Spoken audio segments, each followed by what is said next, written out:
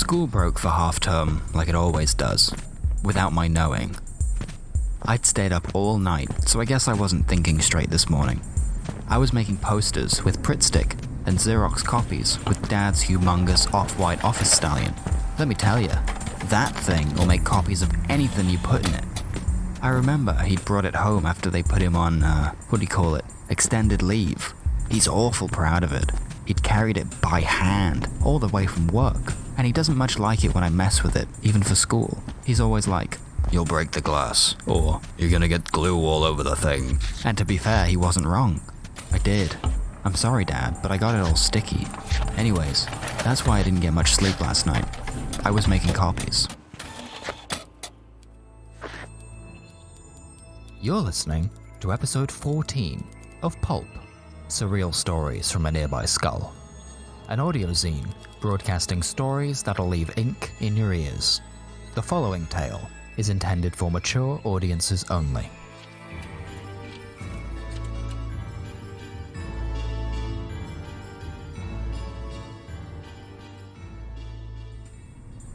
I'm not a lunatic. I always make sure to get at least 2 hours of sleep. You're supposed to get 8, but sometimes it's hard. There's a lot to get done, even though most of it isn't important. Like thinking, I feel like I have to think about a lot all the time. And doing, sometimes I do 50 push-ups. It just feels right. There's so much to do, sometimes, that I put my uniform on before I go to bed. I don't want to oversleep, see? I figure, by the time that my alarm goes off, I'll be in that inescapable quicksand sort of sleep where your eyes dart about and your dreams start to writhe. I was so worried, I slept in the bottom bunk last night because it's closer to the alarm clock. It's my brother's bed, but it's my clock. He's the subject of my posters, by the way. Last year he got suspended, last term he got expelled, and last week he went totally missing and nobody else seems to care. So after Dad went to bed, I crept downstairs like on Christmas Day and I made up these posters in the dark. We used to have outside dogs, right? And if you turned the light on, they'd wake up because they can't tell time. They'd want to go for a walk and they'd bark and wake Dad up, and he didn't much like that. Fuck you! So I kind of got in the habit. Have you seen my brother? Tommy Atkins is what the posters say. We don't have a computer anymore because Tommy sold it, so I had to cut the letters out of the sun. Dad wouldn't mind much. He cut some of the pictures out for himself, and what's left is often binned. I planned to put up posters all around the school. 2 of them were destined for the science corridor, since it delivered all student traffic from the reception. I'd have stapled 3 up in the humanities building, just to spite that snidey Mrs. McKennedy, cause she's the one who got Tommy sacked off. I know she'd pull one down, but I reckon she wouldn't go anywhere near her neighbour not for 2, Mr. Chambers' classroom, not since that porno rumour spread about his cupboard. Last of all, I'd have dumped the rest of them in the drama theatre, cause Tommy quite liked Mrs. Gates. To be fair to her, she seems like a pretty open-minded lady. She's gotten us to do yoga, we've watched foreign language cinema, she even offered me a herbal tea once. Rumour had it, not long ago, that she'd let you off for smoking ciggies around the bike sheds so long as you promised to be in that year's production of The Little Shop of Horrors, and Tommy was set to be the dentist. His name's Oral, or Aaron, or something, I think. Steve Martin played him in the movie, remember? I reckon Tommy would have done an alright job at it. He's always been a bit of a nut, I don't mind saying that. I've got a bit of a soft spot for him because he's my brother, but that doesn't mean he's a nice bloke. I'll tell you, in the morning, he used to take out the orange juice. He'd drink right out of the goddamn carton, wide side down. I could always hear him slurping it.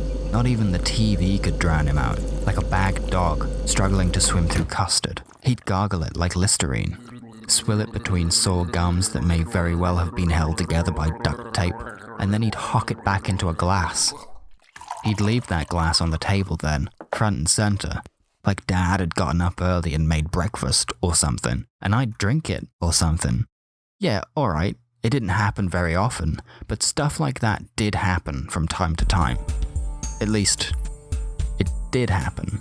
Stopped real soon after he got expelled, because after he got expelled, Tommy got real stupid, real quick. Afterwards, when Tommy got a drink from the fridge, he'd hold it right above his mouth and drip feed himself the juice. But his bitten tongue didn't lap up, would trickle down between ridges in his dirt-puffed, scab-picked lips and collect at the pocked foot of his hillside chin. He never wiped it. He'd all but forgotten how to, as far as I could tell. As his periods of unwash continued to extend far past the sunrise-sunset to the weekend-weekday, till it was fortnight-fortmonth, the matted sprouts of flake-laced wire that Tommy dared to call a beard were perfumed with the spoiled scent of potpourri. Afterwards, Tommy didn't much care to be the dentist in the Little Shop of Horrors. I'd trooped all the way up Northup Road, which is basically a mountain, a Saharan sand dune, a real sheer hike, to get to a school that wasn't even open. Easter break had put a brief stopper on those poster plans, and in all honesty, I was feeling pretty sour about it. I was just loitering in my uniform, sat hunched on the curb like a football frozen in time, with my back to the building. I thought about stuffing a few of the papers through the iron fence because, at least then, the caretaker would have to see them. I didn't, though. See, the coffin dodger in number 8 had her watery eyes and spider-leg frown locked right on me through her half-frosted kitchen window. She's got a real bad taste in her mouth for my last name. She'd always been like that. It got a bit worse after Tommy got suspended, but even Dad didn't like you bringing her up in the house, and he'd dropped out in '79. Oh, she came rushing out to me. I was stuck deciding between going straight home and back to sleep, or going to loiter some more somewhere more open. Boy, she took real issue with the fact I had my uniform on a non-uniform morning. Said I shouldn't be spreading my brother's name around town. Called it a pox. Gee, did she ever love calling my brother nasty names. Herself, face like a slapped snake, her wig line skew if. Over her gate she tossed words like junkie, that was one of them. Crook, that was another one. She snuck a retard or two in there too, which I hate. I mean, I have to say I held my own tongue back quite well, because that hoe, that boils my piss real hard. Excuse my language. It's not nice, is it? I would have said something, I really would have, but by the time I'd processed it, she was going on and on and on about my brother's suspension, which we all know was her fault. It was last year, like I said, just after the summer holidays. He'd come onto the school grounds with a handgun, a BB handgun, mind you. Him and 3 of his mates from form huffed themselves over the shoulder-height fence. It's not meant to keep you out, I don't think. A smidge of upper body strength, and anyone with a bit of balance could hop it. It's a sturdy forest green and dry blood burgundy barrier, meant to stop the dive of a hatchback careering off the adjacent main road out of town. They'd all gotten these spring-powered, full metal body replica handguns, all black, except for the bright orange, do not shoot on sight, barrel tip. And credit to the coppers where credit is due, the 3 of them were not shot on sight. One of them did get run over though, when he threw himself over that council colour fence and ran right into traffic.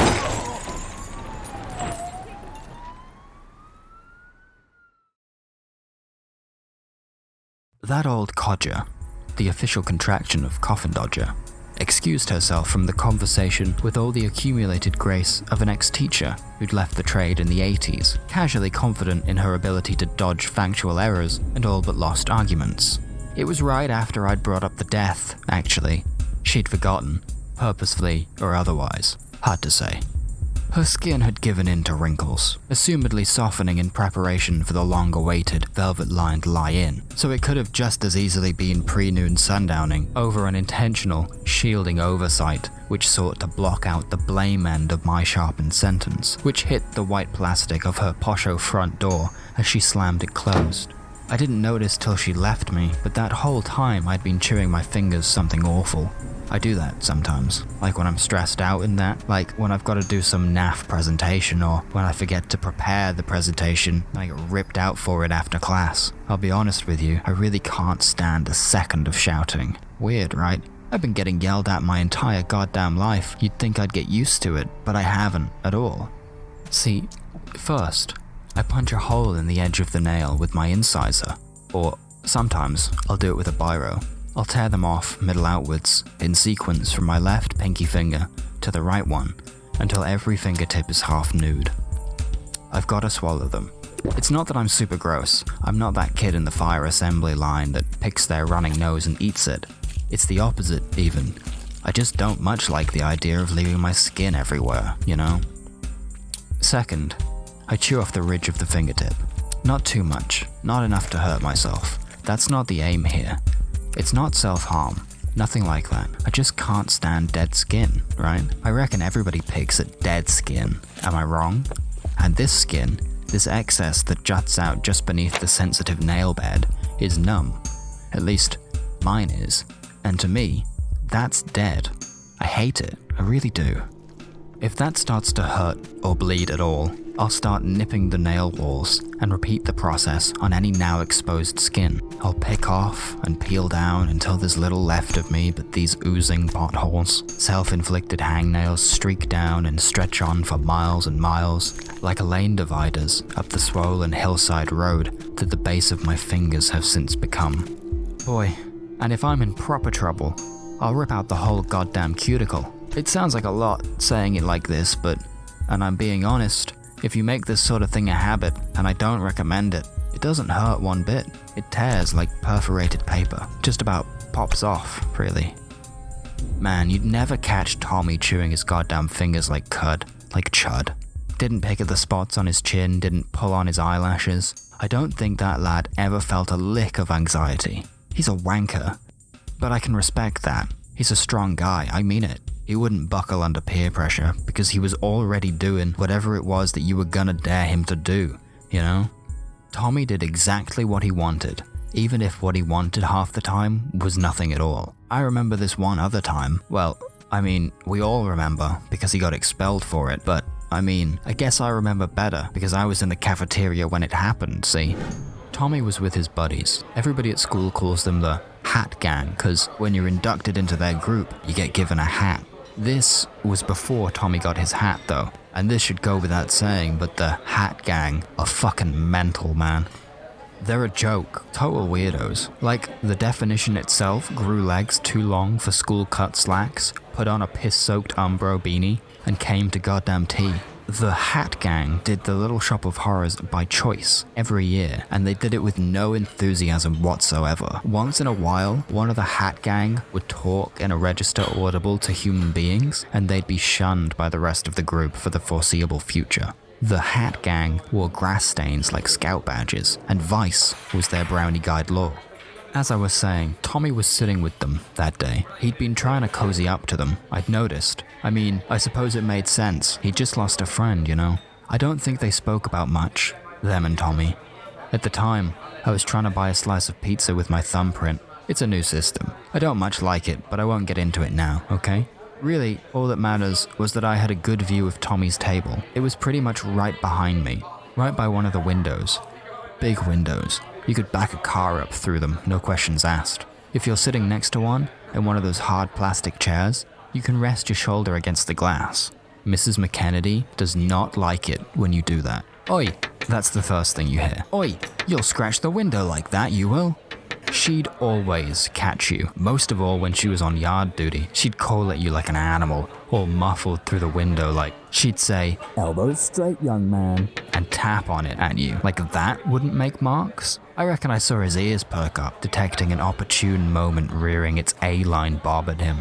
"Oi," was the first thing he heard, and, well, either Tommy was trying to show off to his new mates, or he just wasn't having any of it that day, because Tommy turned at the waist to face her, sized her up, squared himself, and stoppered her sentence with only his eyes.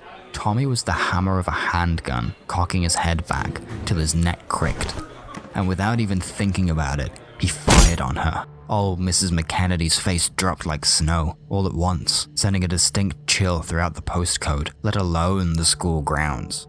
His cranium? A bullet now. He'd only gone and cracked the window with his brow. He put himself through it with the follow-up. In their usual way, the Hat Gang cheered his act of anarchy with an under-the-breath gurgle and a drumming on the table. Bleeding, but proud, Tommy was first sent to the headmaster's office, and subsequently home from school for the very last time. Anyways, that's how Tommy got his hat. I did a once around the school grounds, just to kill a little of the hung time. Plywood still sat in the place where the pain would be, and it would remain there until the school's next fundraiser at Christmas time. I was struggling by this point, you know? I was stuck, really. thinking, with my forehead resting against the square pointed corners of the council colour fence posts like a goddamn reverse prisoner. I'd sacked off the posters, they'd be no help. I was staring at Tommy's bloodstain. Mr. Chambers had struggled away an entire day to scrub off any evidence of student injury, and still, it was plain as dog shit on cream carpet. Beside it, in marker pen, somebody had written fascist and then signed it off as Banksy. I had to go right to the source of Tommy's biggest fault, and that meant finding what is essentially a murder of crows in snapbacks. I don't know the Hat Gang. Like I said, nobody does. Think of them like the goths, or the kids that still watch cartoons, only they'll at least wash themselves every now and again. I did remember something, though. See, there were 2 dirty cigarette butts, the soggy kind, with red lipstick marks smoked down to the filter tip, that reminded me of the other night, when Tommy came home with weeping second-degree burns and no jumper. He smelt of Lynx chocolate. He didn't say much of anything when he got into bed, just muttered something about being in trouble. He didn't even wrap up his hands or anything. He was stuck to the sheets when I got up. I had to guess, obviously, but I figured the big den was worth a look-see. It was a little wooded area where we'd play as kids.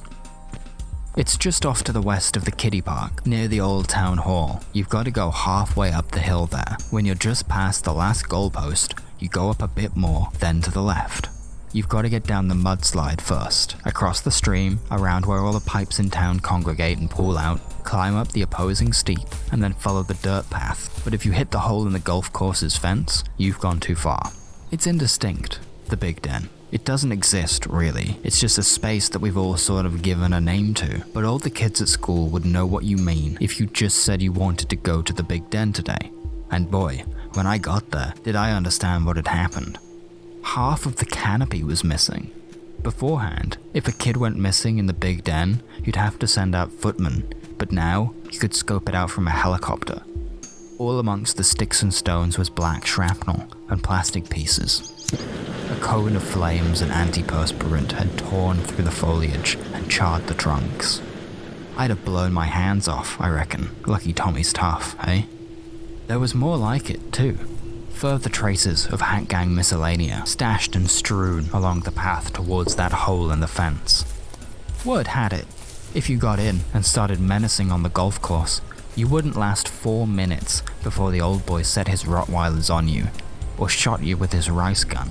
Really, I mean it. There's this one lad in my maths set called John Jones who got hit, and now there's a grain of rice that'll be under his skin for the rest of his goddamn life. I found stacks of half-empty Red Bulls, half full of piss, assorted ashtrays at capacity, and a DIY library of porno in one of the unburnt bushes. Not full magazines like inkjet pages printed off the internet, discarded Littlewoods catalogs, and nudie adverts from the back of PC Gamer, all bound together with staples and a post-punk ethos. As much as the title Mugs and Jugs piqued my interest, I remembered I had bigger mysteries to get on with and left the pages to soak in the shrubbery with the pamphlets for military schools and church youth groups. I saw him then. I smelt him first, if I'm honest with you. On the 180 back up to go deeper into the big den, I caught the stink slipstream of somebody who'd shit themselves twice hanging off my hard left. Had his face all in the dirt, belly down, stone still. Spit of my brother from the back he was, only Tommy has dark hair and he doesn't own Rockport boots. Bit taller than him too, no older though. I assumed the dogs had gotten to him first of all, like maybe somewhere along the line, nipping at kids, they developed a taste for flesh, but when I looked a little closer to see if he was okay or what, it was plain as pork that he'd had the back of his head caved in, cause the front was mostly fine. I don't really know the protocol for that kind of situation or whatever, so I just left the guy there for a bit. He was dead, right? Do you know that or not? I mean, I think I could tell pretty alright from the stink of him. I spoke to him, though, I really did. I told him just in case that I'd be right back with somebody a little older than me who could deal with a situation on that sort of scale. I thought that's what I'd want to hear, you know? Anyways, that's how I found the dead guy. He wasn't my first dead guy, mind you. Back before I lost my last baby tooth, I watched the house behind mine burn down to its concrete bones. I don't know why it happened. I heard some fishy rumors going around school right after, but nobody discussed nothing with me, so I never looked into it. Didn't even notice it happening. Isn't that nuts? Could have been a barbecue, though there was quite a bit of smoke. It could have been next door who, following a wee fight with the council, has been burning their rubbish every last Tuesday of the month for the past 3 years. It became an issue though, after our kennels disappeared and I went and woke my dad. He sent me sprinting up the avenue in my socks, round to the proper top of the cul-de-sac, which I was not usually allowed to pass on my own, to see if the neighbor's car was in the drive at all. Reason being my dad not wanting to get in the way of anybody's dodgy insurance claims, but by the time I got there, it was all but engulfed. This one night only sudden spectacle had inspired the awe of a whole crowd of people I'd not ever seen outside of school hours. Not one of them was outfitted to sort out the immediate issue, though somebody had risked their own life to drag him out of his home, shirtless and baking. There was a definite tension in the air, egging on the shattering off of the windows, if only to avoid staring at him until the emergency services could arrive. I'm not so easily distracted, and I don't much like loud noises, so if anything, I guess I was seeking comfort in the dull, yellow bones, exposed and static between slipping folds of brisket flesh. John Jones said he didn't die till they got him to the hospital, but I maintain that I saw that man's whole goddamn spine. And you don't live through that, I don't think.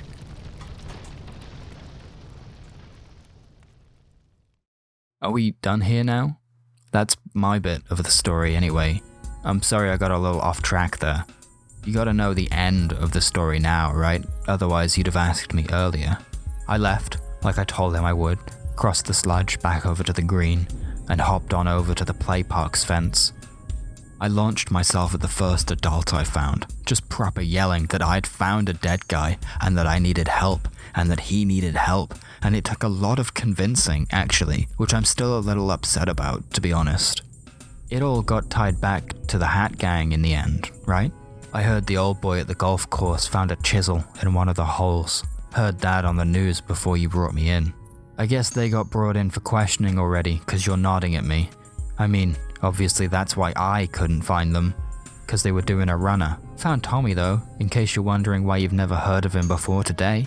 I guess, under interrogation, you'd take their trademark off them. It was probably no trouble at all that the Hat Gang don't speak too much, because they'd all have the same telltale traces of injury. I heard about it, like I said, on the news this morning. Information had trickled in by word of mouth, likely via some other group of alternative, prematurely balding weirdos from somewhere in Chester. That's where it's at here. Turns out, right, there's this thing they've been doing since ancient times called trespassing. You take say a drill bit, and you put a hole through your head and into the skull, and it's like giving yourself some breathing room, I guess? Not too deep, if you prick the brain, I reckon, then you've gone too far. It's all because of this one guy's little book I heard, where he said if the fontanelle, that's the soft spot of the brain, never closed up, we'd be able to use 100% of our brain power at all times. Did you know that? I heard it a little while ago actually. We only use 10% of our brain's total capacity at any time. Wild, right? I heard, right, that it's all about getting blood to the brain.